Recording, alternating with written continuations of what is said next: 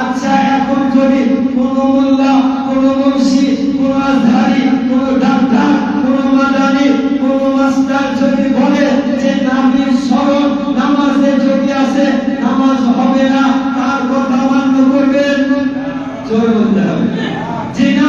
এইরকম ব্যক্তির কথা মান্য করা যাবে না, তাদের সঙ্গে সম্পর্ক রাখা যাবে না, তার সঙ্গে উঠা চলবে না, তার সঙ্গে বসা চলবে না, কারণ এরা হলো নবীর বিপক্ষের লোক, নবীর পক্ষের নয়। আর যে নবীর বিপক্ষের হবে সে যদি আমার মায়ের পেটের ভাই হয় তাকেও মানা যাবে, তাকেও মানা যাবে না। চাচা যদি হয় মানবেন, বাপ যদি হয়। এখন বর্তমান সময়ে রাতারাতি এরকম লোকের হয়, রাতারাতি দেখবেন পর্দা দেওয়ার